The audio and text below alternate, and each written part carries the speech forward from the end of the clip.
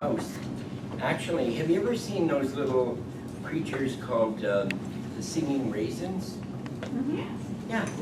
Well, when I went to Kidneyville to speak to my kidneys, I went on my subway, and I was at Sunnybrook, and I was in renal failure, and I was scheduled for dialysis on the Monday, and it was Thursday night.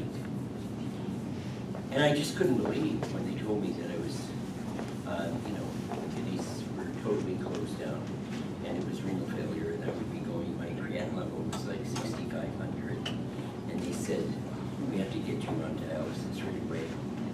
And I said, oh, I have to talk. I have to, what? I couldn't believe it. You know when you hear something and you're saying, what? And I just couldn't believe it, and I got really scared, because I thought, oh my God, they're going to insult my kidneys. Like it's, such an insult to the body. And I really, even though I wasn't demonstrative and showing thankfulness for my kidneys, I did appreciate them over the years, And then, so I just visualize, I said to the nephrologist that, listen, I need to talk to my kidneys, so let me talk, and then I'll come back after, because I was on a drip, and I was not cathetered and everything, and so there was no urine in 3 days. So anyways, what happened was, I got on my, hi, it's good to see you. I got on my subway, and I was the only one there on the subway. It's because it's mine. You can make your own subway. And so it was my own subway, yeah. Michael Jackson didn't have everything. On the subway. And I just went to Kidneyville. And I went for the ride, and I could hear it squealing coming into the station. And right when I saw Kidneyville, I knew I was there. Look at you. Gosh. This is amazing. This is like being in heaven. It's like, oh, you made it. I'm so happy. Some are missing. But anyway, so there were my kidneys. They were sitting on this bench. And like the two singing raisins did little boots. And they were sitting there, and I knew that was my kidneys. As soon as we pulled in, and it came to a halt. And I thought, oh, this is my kid. There they are. So the door opened up, and I walked out of my subway onto the platform, and they wouldn't look at me. They were looking at it, saying something to each other, but they didn't look at me. So I knew they were teed off with me. And so I had offended them. So I went and I sat beside them on the bench, and I said, I need to thank you for all the things you've done for me throughout my lifetime. And I've never really done this before. And I'm embarrassed, and I should be ashamed of myself, because you've been such good friends. And this is no way to treat a friend. And so I said, listen, this is what they told me, and I can't believe that, because nobody does what you do better than you. And so if you would, I don't know if you're on strike, or we can negotiate or mediate, get someone in here, but listen, if you could come back and do what you do best, I would be so thankful and grateful. Because they want to put me on a machine, and they plan to replace you. And I know that's not a good thing. So for me, it wasn't a good thing. And I said, so if you would, if I've offended you by thought, by word, by deed, please forgive me. And if you could do what you do best and come back to me, I would be so indebted and thankful. Come on in. And anyway, so what happened? I went back into my bed at Sunnybrook. I sort of woke up, and about an hour later, the nurse came in, and she was checking the catheter bag, and she said, whoa, just like that. whoa. And I knew what that meant. Whoa. And do you know what it means in Native? It means like an old traditional way that we say when we're leaving. And it says, see you later. It's like, whoa. Oh my goodness, it was so surprising, exciting. And so, anyways, she told me there's drops inside the bag, the first drops, the first sign of drops. By 7 o'clock that night, I'd filled the catheter bag, and my kidneys were back. They were up and working. And I said to the nephrologist, I can't be here. I said, we got tickets to Mamma Mia on Friday. He said, the only Mamma Mia you're going to be singing is from this bed. No. Anyways, Friday, what happened was my kidneys were up and running. I said, if my creatinine level goes down, how far down does it have to go and before I can go home? And he said, well, I'd settle for 160, 65. I'd settle for that. And I said, okay. And if it's down to 165, I'm going home. And he said yes. And the next morning, my creatinine level was at 163. I left. I was sitting Friday night with my other wing of my life, Fran, and we were sitting in Mamma Mia, and they've worked ever since. So talk to your kidneys, talk to your legs, talk to your, sometimes you have to go to the head shop or the head office, and find out what's going on there, because sometimes it's scrambled. But anyways, now I think I scared, where is Kathy? She's right there. She's trying to get more chairs. So anyway, talking to our bodies is so critical. And it's such an important thing to be able to talk to your body. When's the last time you talked to your body? Did you talk? Yeah. See, so many times we blame ourselves, or we blame our bodies for failing to perform. And we think, wait a minute, oh, foolish person that you are, that we are. And all of a sudden, all the little love and gratitude, the bodies, it was like an organ recital. It was wonderful. Hallelujah. And it was like, they were just, every little cell in my body was just pumping. It was wonderful. Yeah. So get in touch with your bodies. I'd like to sing a song. I feel happy. I want to sing. And I want you to sing with me. So, and what you have to do is if you don't sing, the eagles want you. And you'll be pulled to the front. Yes, pulled to the front. And standing on a chair, you'll sing. So we can sing it together, or you can be the reluctant convert, and we'll pull you to the front. And I have been known to do that. So what we're going to do, thank you, Meg Rich. Good to see you. Good to see you, Meg Rich. So anyways, so we did this song, and it just makes your body feel good. And it acknowledges the body. So it goes like this. It's a very simple song. And it goes down, and you're not simple people, I can tell, by looking at you. You're all very serious. Serious people. And so, this is a serious song. And it goes like this. Every little cell in my body is happy. Every little cell in my body is well. I am so happy, I can tell. Every little cell in my body is well. Ready, go. Every little cell in my body is happy. Every little cell in my body is well. I am so happy, I can tell. Every little cell in my body more time. Every little cell in my body is happy. Every little cell in my body is well. I am so happy, I can tell. Every little cell in my body is well.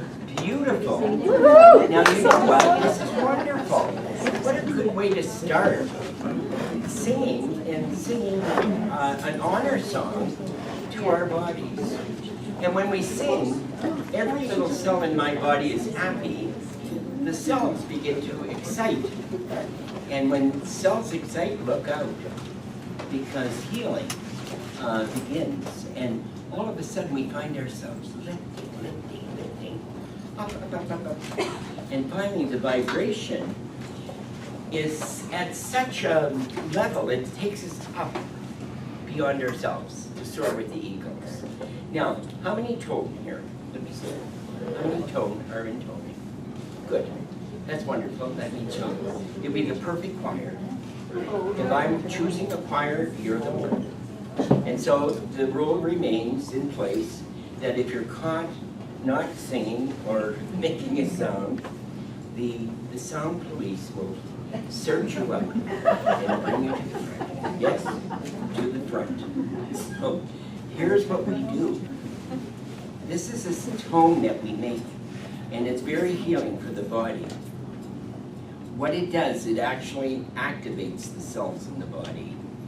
So you'll be shocked at the sound, because together we're going to make a sound, and I'll do it first, and then I want you to join in.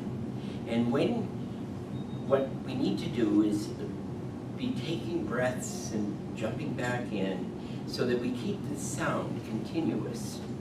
Okay? So we're going to keep the sound continuously, like just at a level of vibration.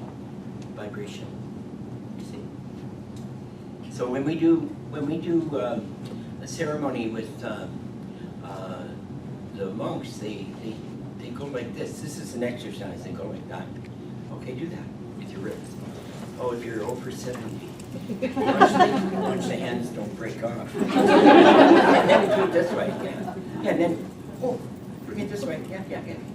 We want the good stuff, eh? Bring the good stuff. Away, chase it away. Get rid of the toxic crap. Rick, go. Oh, bring the good stuff. We want that. Good. Now feel your hands. Whoa. See, this is the first time they've felt vibration in years. So now what we're going to do is we're ready to release that sound. It's a heavenly sound, actually. And it goes like this. And I'm going to take a deep breath. And then you're going to join in with me. And don't be afraid to take a breath when you need to, but other people keep going. So what we do is keep the tone at a level, and we don't stop. Okay, here we go. And I'm going to take a deep breath, 3 deep breaths. Up from the earth, let go. Wait a moment. Like you're at a surprise party. It's your party. Yeah, that's a surprise. It's your party. Yeah, that's why we're here tonight. It's a surprise party for you. Did you not know? It's your surprise party. Isn't that wonderful? So what I want you to do is have a surprise. Like just don't say, oh, thank you.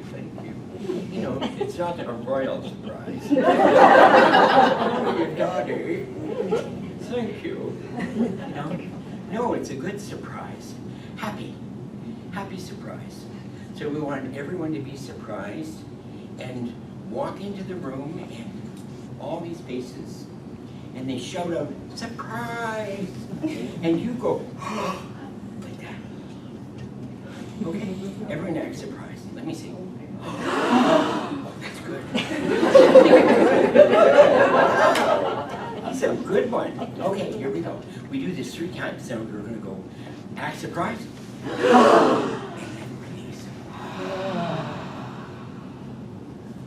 Act surprised.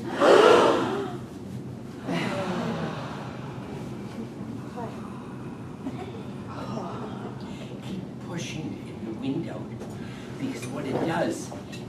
clears the lungs for new, fresh oxygen. One more time. Act surprised.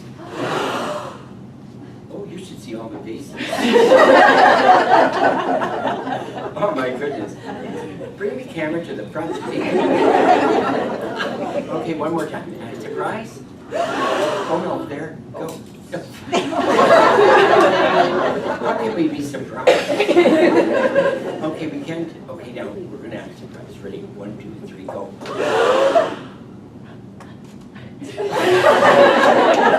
That was a Kodak moment. And then we release by just...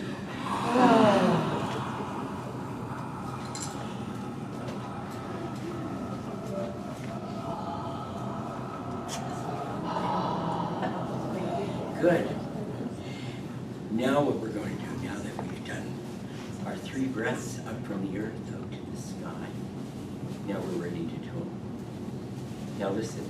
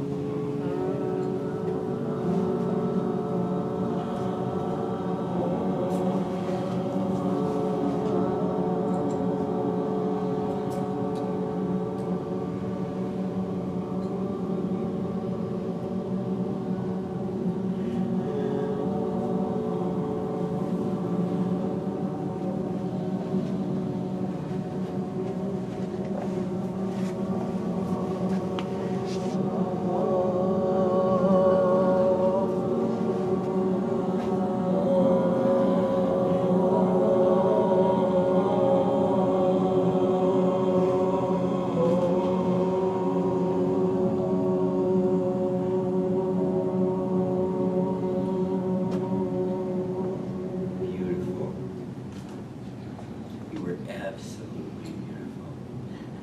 Wow. You sounded like a choir. And you know, we did this and we've done this all over the world. We've done it in handball courts. We've done it in cathedrals. We've done it, and it sounds like angels. Just this wonderful tone. And it raises the vibration in everybody's body and in the room. So it keeps the vibration high. And that's where we want to be. We want to be in the high vibrations. So it's, you know, it's so hard today because everything's struggling for homeostasis. And, you know, the earth, Mother Earth. And it's nothing new for Mother Earth because she's done this since the beginning of time. And so we as her inhabitants, as just some of the inhabitants of the earth, we too must learn balance. Yin yang, balance. You see? When everybody gets a canoe, when we're first here, and it waits for us in the waters of our mother's womb. And so the tiny canoe, the spirit comes from the higher octaves and is placed gently into the tiny canoe. The cord is severed, and the tiny canoe begins its journey up through the red river of life, our mother's blood. And so tonight, because of those that gave us our journeys, we must always, always, always, in ceremony, honor those.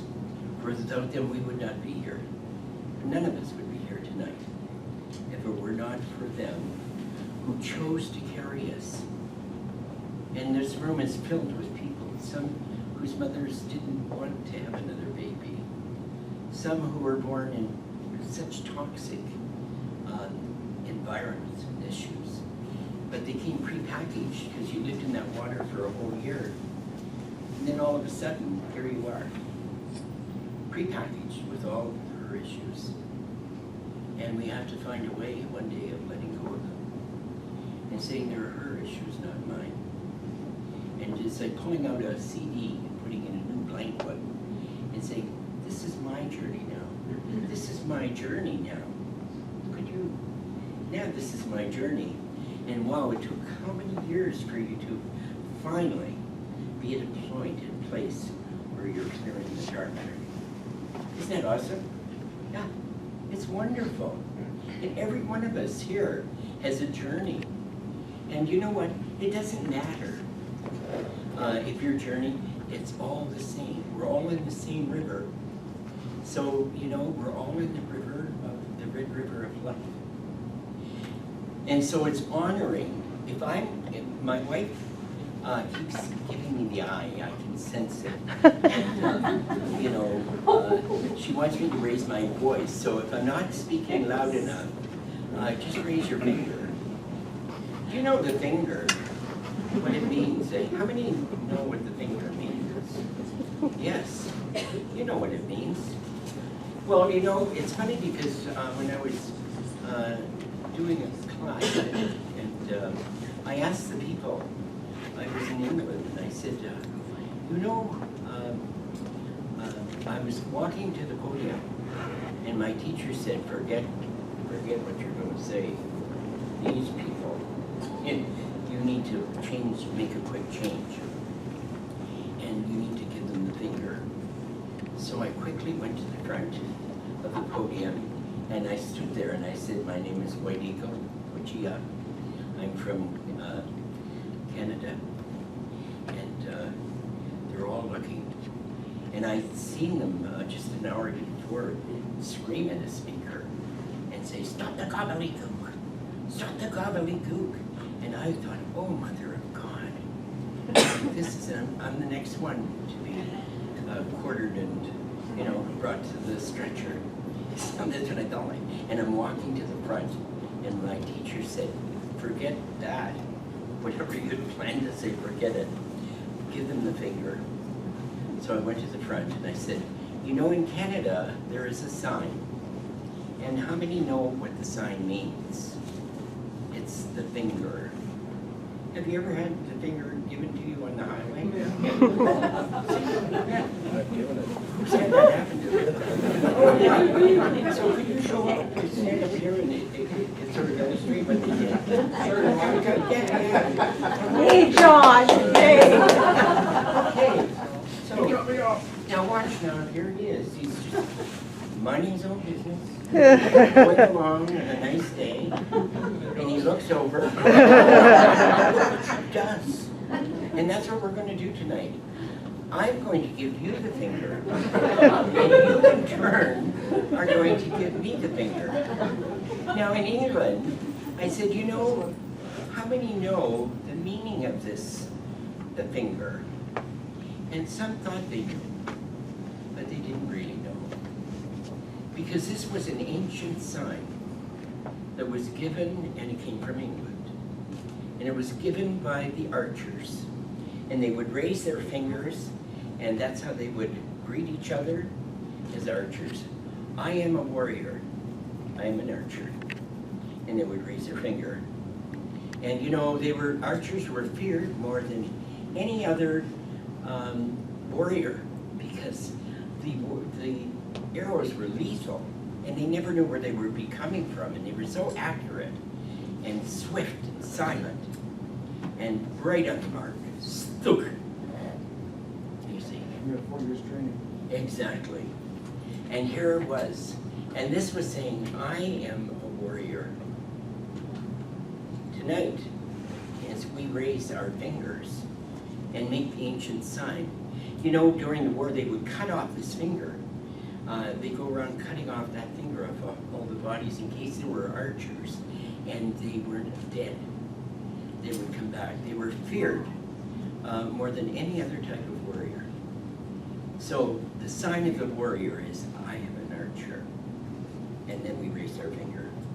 And I had this lady, as I was leaving, rushing down the hallway. We were in this place. It was an old castle. And it was just amazing. And this lady, she must have been well into her late 80s, hurrying down the hall to the lunch place where we were going to have lunch. And as she's walking towards me, hurriedly towards me, she goes,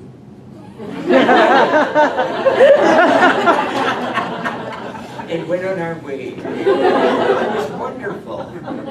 It was wonderful. And I think they brought back that tradition in England. And now they're using it at the British Society of Dowsing and giving themselves the sign. They're singing our song, "Every Little Cell in My Body is Happy." And so we brought something to them to share. And now as I raise my finger to you tonight, I want you to raise your finger to me. If you're a warrior, and if you believe in the spiritual war that's going on, and tomorrow you'll all be on YouTube. Isn't that my grandmother? Wasn't that Nana? So you're going to use this at home now? Yes. But you have to be sure and tell them what it is. And if you don't tell them, then you get the wrong impression. So tonight we basically moved into our ceremony, and we've done toning, we've done the raising of vibration. And wherever you are in your car, you can just be driving along and start.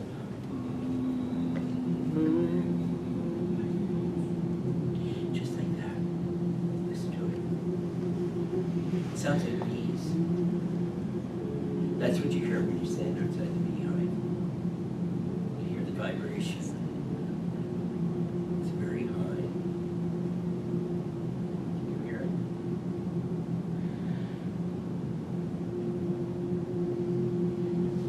Well, thank you. We can just like that. Just jump into a different space.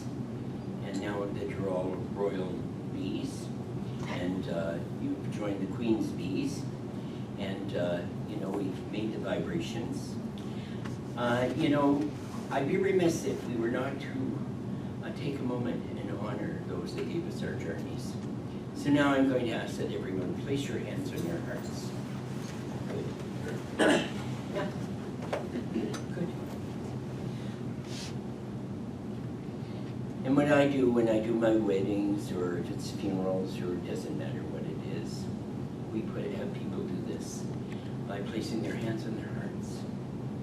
And together in a moment of silence, we honor those who carried us, gave us our journeys, whose sacrifices we may never even know of. But because of them, and because of their lives and their unconditional love for each one of us, our lives have been made possible.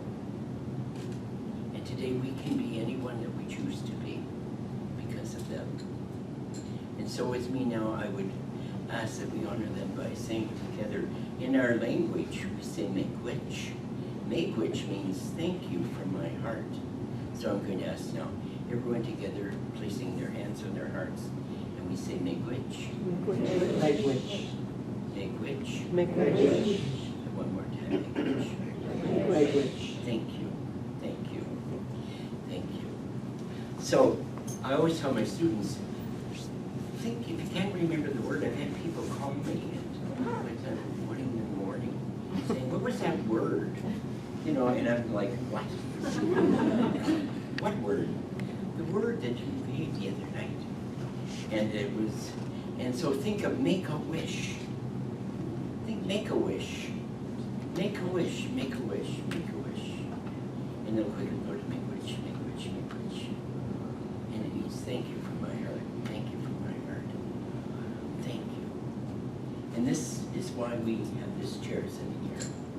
For your moms, your grandmothers, and their mothers and their grandmothers, back 7 generations have come to join us here tonight. Who's an aura meter here? Who has an aura meter here? Nobody?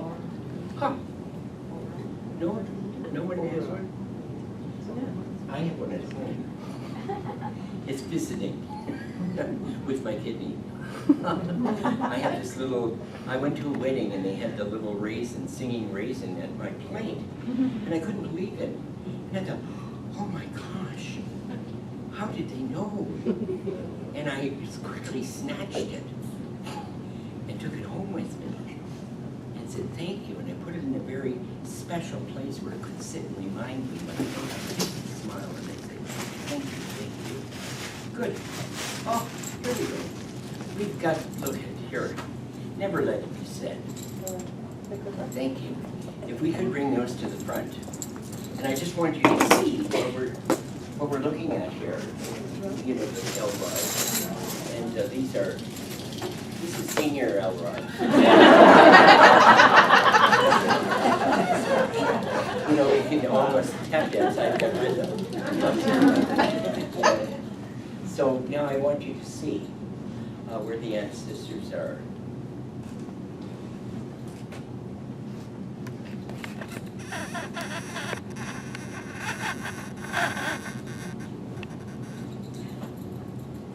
See, this is where this is their assigned seat. And we always honor our ancestors. So they're here in our midst now. They've come to join us and to be part of us. And so we must always, don't ever allow yourself to be hoodwinked and to believe that you're all alone, that there's nobody, because you're surrounded by your ancestors who are here because they love you. That's why they're here. And they've come all the way from the light to be here for you. It's like the big airport. When we go to the big airport, okay, everybody gets a round ticket on their birthday. Yeah, round ticket. And so everybody here got a birth date, and everyone has a departure date. And it simply means that, what will happen is, it's our time, it's our time. For every tree in the forest that falls, perhaps because of lightning or because, oh, well, thank you. Oh, thank you. I can do that, thank you. Look at that. Yeah, there we go. So, yeah. So anyways, it's all about, basically being at one minute and just embracing the moment, the journey, and the ancestors, and understanding that we're all interconnected to each other. So nobody is alone. We can never be alone because we are all in a canoe. That everyone's on the same river. And it's sad because sometimes you get people, it's like politics. I mean, you get people, I think, oh my goodness, we're all in the same canoe. Like, and there's someone in the middle trying to saw the canoe in half. They want to go that way and someone to go that way. And you think, oh my goodness, we're in the one canoe, it's got to go that way. Because we're going that way now. And we have to embrace that. And the reality is the same as when we reach the airport of life. We embrace the reality that we're not promised tomorrow. I do so many, I do chaplaincy at the hospitals. So, at South Lake, at Royal Victoria, and St. Children's, and Princess Margaret. And it doesn't matter. Sometimes I drive home crying. I've driven home, and I've cried all the way home. Because I spent hours with a person who was in palliative care at 22 years old. And it seemed so not right. And yet, to understand that everyone has their time. Every tree, every fish, every bird, every insect, every person has their time. And how it happens is not important. Yeah, if you're hit by, I've been struck twice by lightning. And whoever said lightning never strikes twice, well, here's a living testament that I got struck as a child, and then when I was out west, I got struck in Manitoba. So, they say 3 strikes and you're out. So, there's some funny sayings that, I don't know, I never understood that one, he's 1 foot in the bag. I never understood that. And then I went one night to the hospital, and I was going to do a ceremony for this person that was passing. And the person said to me, oh, he's Mr. So-and-so, he's bagged. And I said, what? And I thought, what does that mean? He's begged. And she said, oh, he's going downstairs. And I thought, he can't go downstairs. He couldn't get out of bed. Like, what do they mean he's begged? And I said, I don't understand. What does that mean?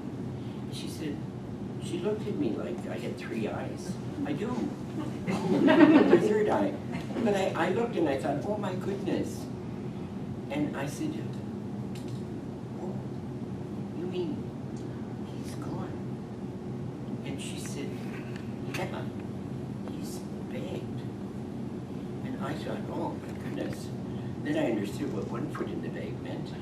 And I thought, whoa, like, you know what? I said, well, we got to open the bag because I have to do ceremony. I told him I would do ceremony.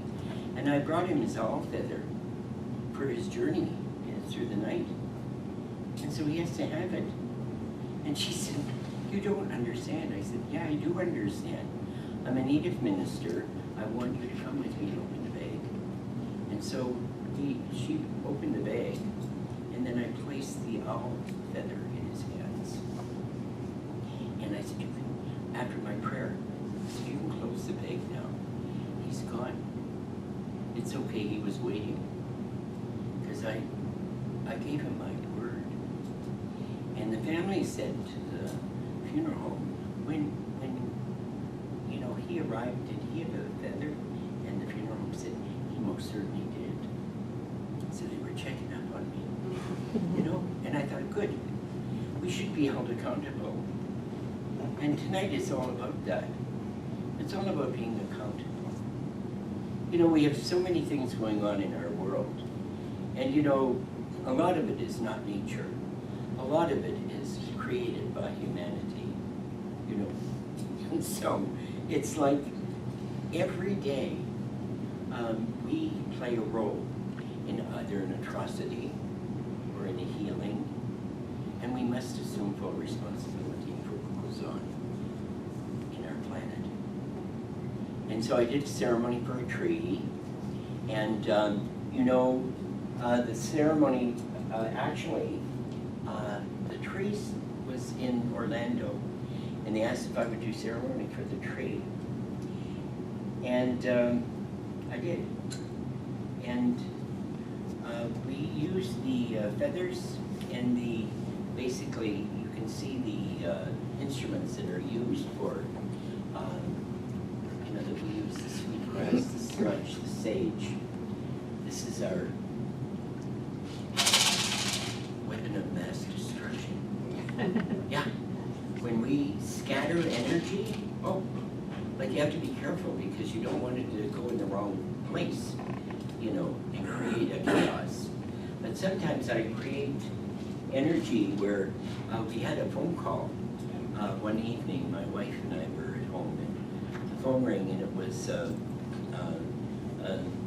judge from the United Nations. She's the only First Nations woman to be ever come to become a Supreme Court judge, Madam Justice Rose Boyko. And she phoned and said, where do you go? Do you have a moment? And I said, yeah. Good. And she said, could you do scattering? And do a scattering ceremony, because there's a bill going to be passed in the morning, and I'm the only descending judge out of 6 judges. And she said, it's not a good thing. Where do you go? And I said, well, we'll start right now.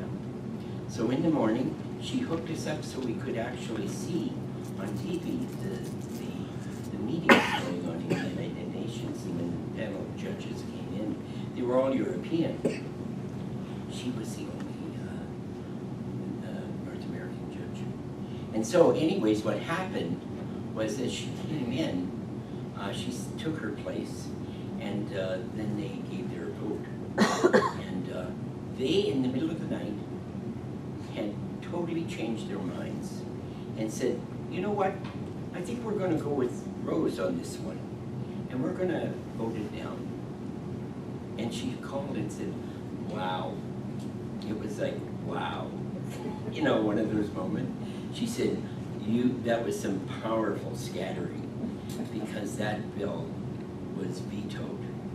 And, you know, she said they were all convinced the night before when we went to our own rooms that they would, I be the only descendant judge. So there, the power, the, you know, weapons of mass destruction and put in the wrong hands. So these are all tools of the, you know, of the, this is something that's very sad to look at. Thank you. But I deliberately put this picture in because I want people to understand what we can do. We play a role in this, and it's a choice. And tonight, just as we chose to raise our fingers and say, I am a warrior, I want tonight for you to be able to, as warriors, to say, I will uphold the faith. I will uphold humanity. I will uphold the globe. And I want everyone here to take the country, the oceans. And I want you to take, if you want the Pacific Ocean, take the Pacific Ocean. Do the Atlantic, do the, whatever ocean you want to take charge of. And let that be your ocean. And take it and use your prayers to surround and heal that ocean with all its inhabitants that are victims, you know, of humanity. And humanity is on a very, very dangerous path at this time. And you know, when we look, we have to learn to eat crow. Yeah. Who's had a feed of crow lately? Anyone? Well, I did. I was up, we were kindly given an opportunity to come to, I'll get over this one so you can see, to come to a dinner up in top of the mountain. And anyways, what happened was, it's okay. Oh, can you not? Oh, there. There we are. Can you see? Yes. So anyway, what happened was, we went to the restaurant, it was closed. And we were so upset, because it was like, we were really looking forward to breakfast. And it said it was closed at 3, but it was 2:30, and they said, no, we close early. And I said, what? And they said, yeah, we just decided we're gonna close early for the staff, so it gives them more time to go home. And I said, but you should put that in your sign. And I said, it's unfair to people because, you know, they walk here waiting and they're expecting a breakfast at the Sunset Grill. Whoa, you know, we were looking for the goodies and it was closed. I was upset. And I think that the more I thought of it, when we walked away and we came back the next day, and I'm thinking, you know, there's the person who I had said, you should change the sign on the door then. And it's unfair. He got quite put up about it. So I saw him and I went right for him. And he made this grimace. He grimaced his face more like. And as he did, I thought, oh my God, this is so embarrassing. So my teacher said, go and tell him you're sorry. Like, what kind of an elder are you?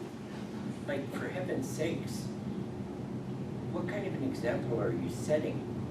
So I went and I knew, as I walked towards him, I'm walking and I can read his mind, and he's thinking, oh, you know, and he's ready to blow his lid. And I went over and I said, excuse me, could I speak with you for just one moment?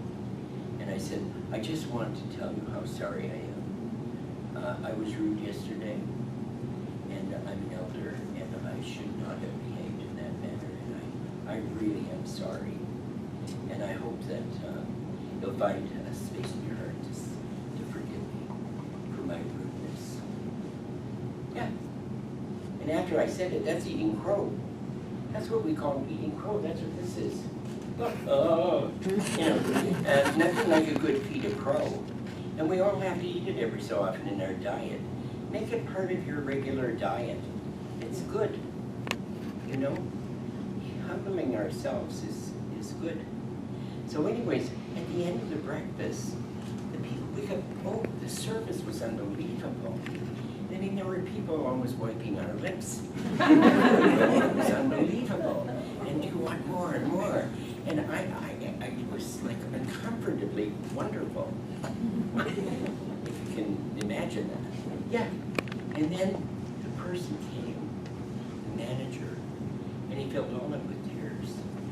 And he said, I just want to tell you what that meant to us. And he said to all my staff. And he said, we don't get that very much. He said, really never. And he said, so thank you for coming to our place. And he said, and the bill is, don't worry about the bill. Oh, I couldn't believe it. So here we got invited to stay in this wonderful place up in the mountain, and you know, and visit this wonderful restaurant, and not even have to pay for the food. But we had a good breakfast, and I had a really good feed of crow. So eating crow is highly recommended in Native teachings. Learn to eat crow to bring balance. And if you can't eat crow, then it means you're stuck in the ego body. And ego is edge, creator, or God out. You see? This is doing ceremony. The most difficult journey is between the head and the heart. And that's what we're talking about tonight. We're talking about head talkers, heart walkers. Everyone here in this room is either a head talker or a heart walker. And I know within minutes we could actually douse, and we won't do that. But we're all head talkers and heart walkers.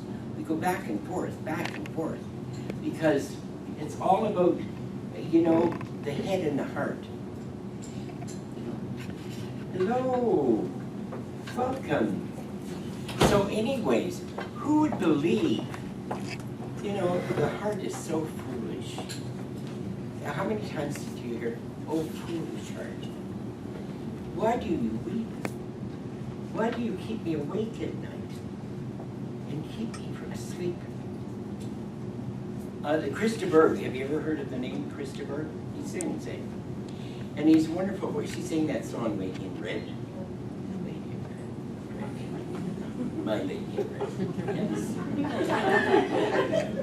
Yes. So anyway, yeah, he sang that song. And you know, he sang other songs. And one of the songs that he sang many, many beautiful songs. But if you ever get a chance, get the song called Classical Dilemma. It's the classical dilemma, the head and the heart. And you know, the head says, you can't let him go. You can't let him go. You stand to lose too much. And the heart says, you've got to let him go. You've got to let her go. It's time to let her go.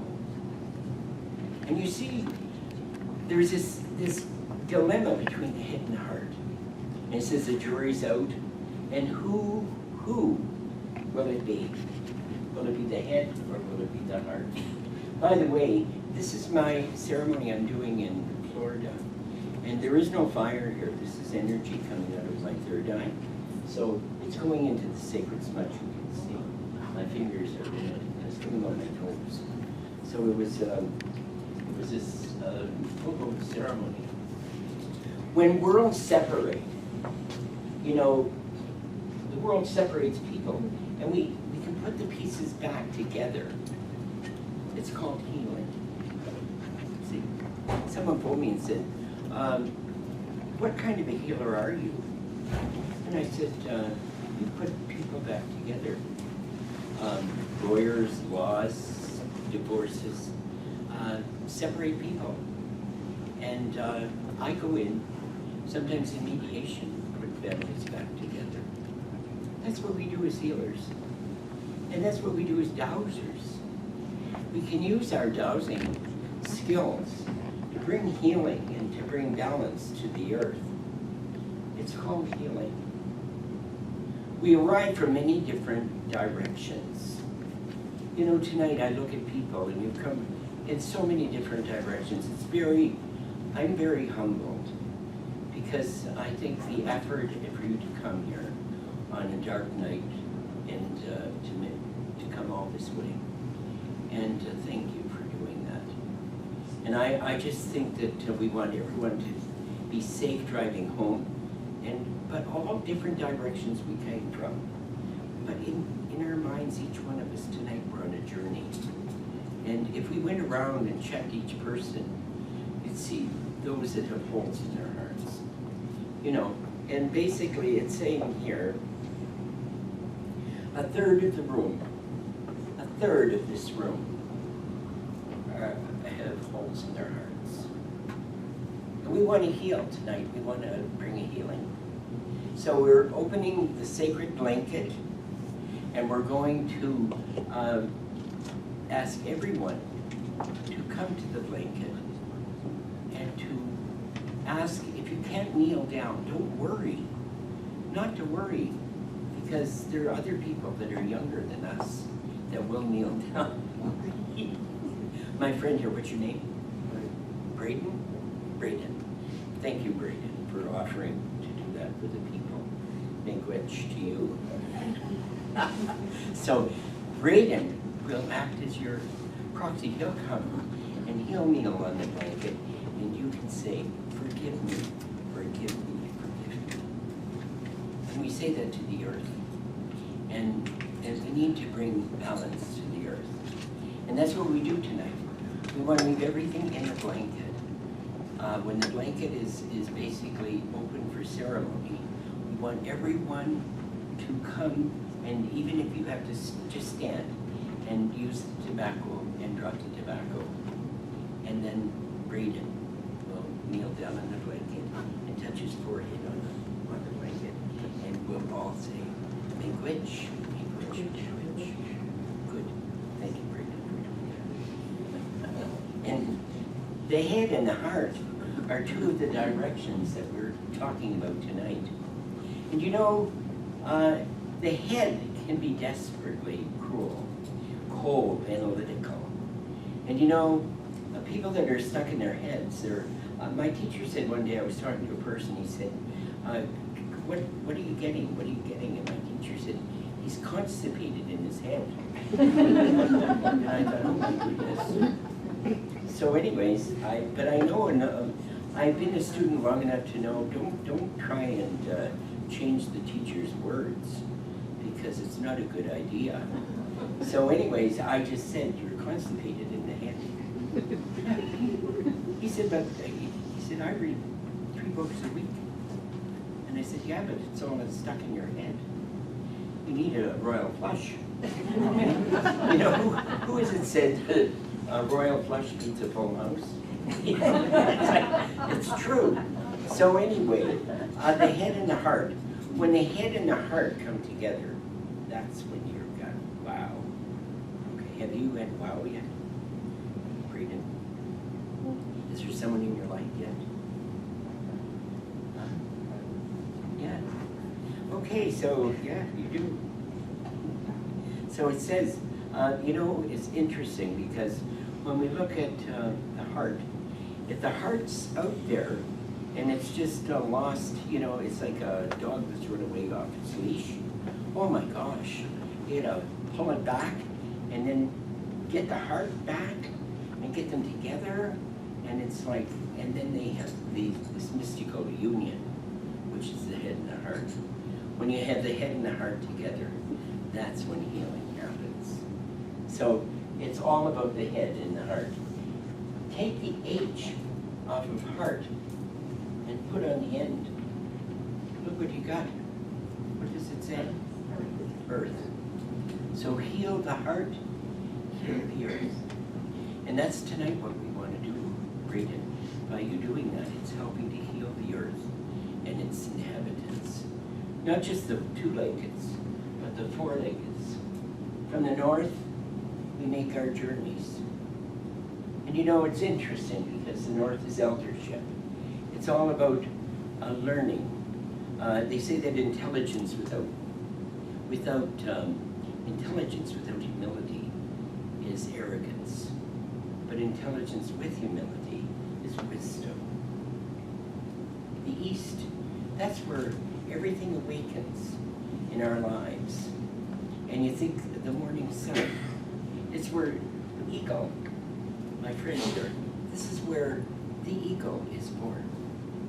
And so the sun, it's all about tonight, we're all on the wheel. So we look at that. The south is the heart, the red, the love, the blood. And of course the east is the west. When we make the cycle, and you look at the colors, if you rub them all together, they make the color brown. Did you know that? Yeah. And yet, if you look at them there, it's for the four races of people. The black people, red people, yellow people, white people. Rub it all together, it makes Mother Earth. We're all brown. We're all green. This was a friend that came to ceremony. A few months ago, I did a ceremony for an elder. And I told the elder, I said, you know, usually when we do ceremonies, we have really, I find them spectacular friends that come. And so, there's suddenly, this person is 93, and all of a sudden, there's this shriek, like of terror. And it was blood curdling, and I ran out. And the woman is like petrified. She's like paralyzed. And there on the ground in front of her is this person, this snake. And so you can see the snake here and see the tree spirit. And you see the spirit in the tree looking at him. So you got the tree and the snake together. And snake is healing. It's all about healing. Where are you on the, oh, that's serious. He's got some serious dental problems. Wow. So you have to figure out where you are on the medicine wheel of life. You see, when the head and the heart are out of balance or not connected, the head creates wars. Head talkers could be in a funeral home and they could create a war. I mean, it's unbelievable. I've had people show me pictures. You can take the pictures and look at them, and you can see who are the head talkers, and they will be the ones that will basically tear the family apart. And you think, oh my goodness. You see, I remember a woman coming and showing me these pictures, and she said, this is a picture. And it was a lovely picture. It was a wedding picture of two people. And I said, oh, you have to be really careful of him. And she said, what? And I said, you have to be careful of him. He's a head talker. And you must be careful of your daughter. Keep an eye on your daughter. She said, well, I've never heard anything so ridiculous in my life. You love him. That's our son-in-law. And I just can't believe that you would say that. And I knew it was over. And so I said, listen, I understand that it's time for you now to leave. So you should go but please think about what I've said. And about a year and a half later, one night, I got a phone call. And in the phone call, it was like, oh my goodness, this woman was crying. And I just said, I don't know what to do, what's wrong? And she said, I came to you and you told me that. I showed you a picture of my son and daughter, and my son-in-law and my daughter. And she said, he almost killed our daughter tonight. She's pregnant and she's in the hospital in critical care, and he's in jail. And she said, I just wanted you to know, because you know, he did that. And we could lose our daughter and our grandchild. Well, they didn't. And as a matter of fact, I remarried her 4 years later, and she's happily married with 3 lovely children today. Do you spend too much time in your head? How many people live in the head office? Whoa. Get out of there. Headstrong, big talker. Who's the big talkers here? No time to listen, all talk, no action. You know, the natives say all smoke, no fire. All chiefs, no Indians. Information overload, headaches. Do you have a headache? Who has a headache in this room? Does anyone? I'm sensing headaches. Yeah, 1, 2, 3, 4. Yes. Okay, so think about those headaches. Put your finger right on the pulse. That's the head. Good. And then just work that in a little circular motion. Just softly. And just continue to send energy in through that pulse. And visualize every fourth. When you count to 5, every time you say 5, there's a charge that shoots into the head, right up through the other side.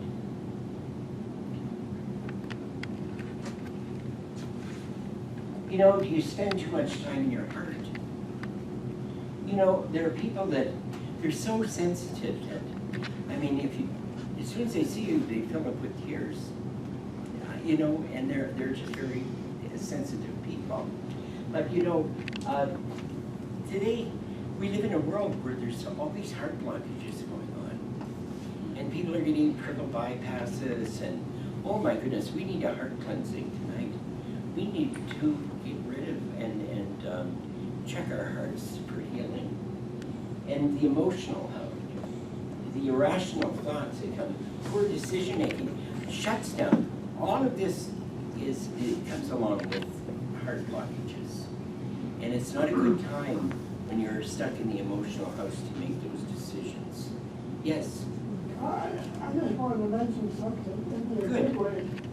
They'll say walk in balance, meaning that the longest trip is from the head to the heart. Amen. But when you walk in balance, you understand what they're talking about because I often use that walk in balance, meaning the heart and the head. Are one. Yes. Yes, it's true. It's very wise elder here. And you know, the wonderful thing is, it's like when we're in our canoe. What is a canoe? It's all about balance. And you know, when you get your canoe, I failed to tell you at the time, you don't get a paddle. Because you know what? If you were to paddle, you know what you'd do, eh? You'd be off probably in some shady area with your feet hanging over the side and just sitting back, a cool one, and just thinking, wow, it's a wild time. You know, and the creator says, it's not a wild time. It's time to hang on to the sides of the canoe because you're going for the ride of your life. And you're 20 feet from Niagara Falls and going fast. So, you know, it's like holding on to the sides. And you know, the wonderful thing with the canoe is all you can do is hang on. And you know what? It says the eyes are the windows of the soul. Have you ever heard that? And have you ever heard people say, I won't believe it until I see it with my own eyes? You know what? Because the eyes have the power to change the direction of your life. It's when we see something that we don't want to see. And we think, oh my God, I can't believe that. And suddenly we embrace it's happened. And so the eyes are the windows of the soul. And so if we're stuck in our heart, you know, it's sort of like a dangerous place to be if we're out of alignment, out of balance, if we've not made the journey from the head to the heart. When the heart and the head become one, we heal the earth. Tonight, we have come to a place of oneness. We've raised our vibrations.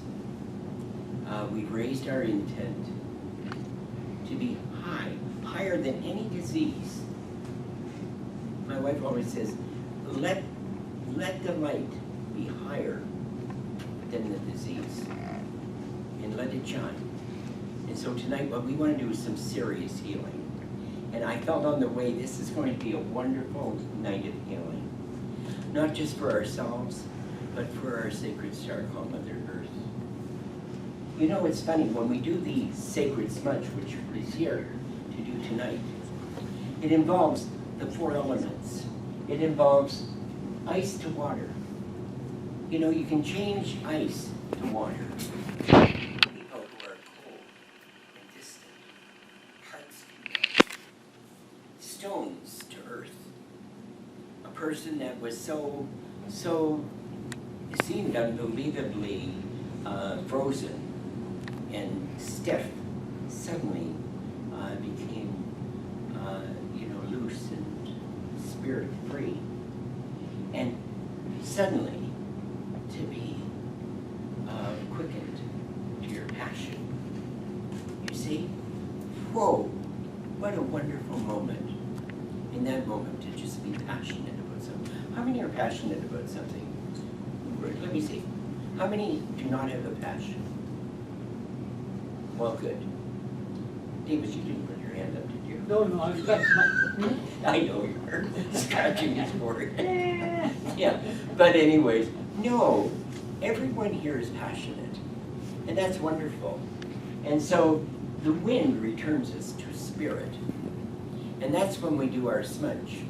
I'll take the eagle feather and we'll make the wind and the fire and the herbs, the sacred herbs, the sage, the sweetgrass, the cedar, the tobacco, and it becomes the earth. And as the wind brings up the prayers to our Creator, to the source of all life.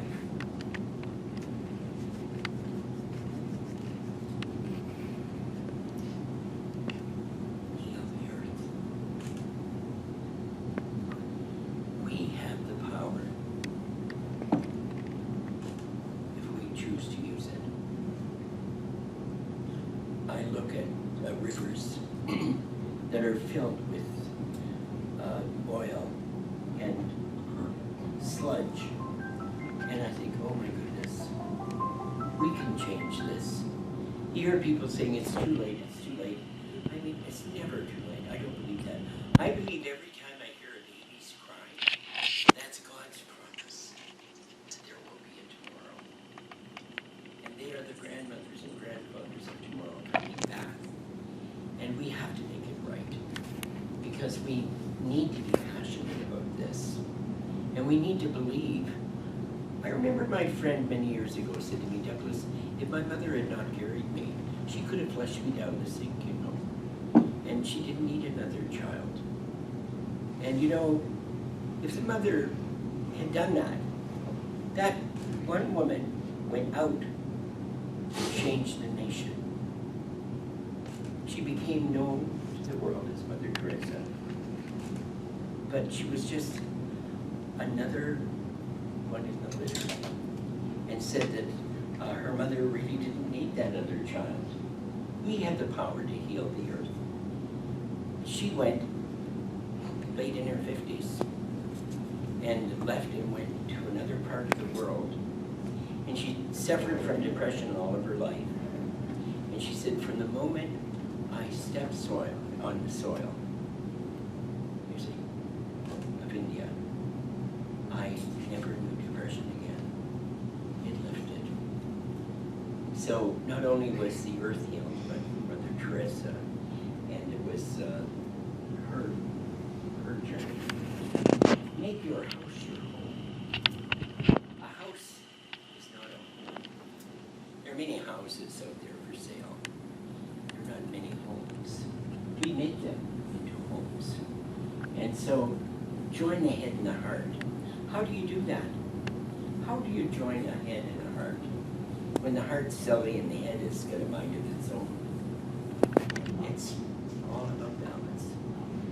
All about yin and yang. When we stand in the place of spirit, we reflect our spirits in all directions. like a wonderful prism.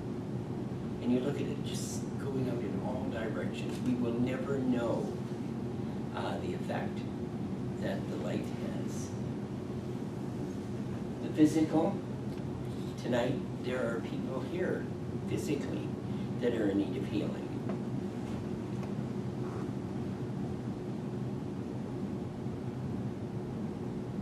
We've got a good third of the people here. So a third of the people have health issues.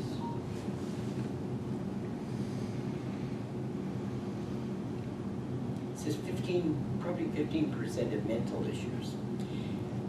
Mentally, we can start, and that can be caused by, my wife works in that area, and she's much more knowledgeable about the effects of herbs and that type of thing. But I know that, if you're hearing voices or can't sleep and you have racing thoughts, it's probably because your zinc is really off the chart and your copper is way up high. And many times that's misdiagnosis, and they diagnose it as schizophrenia.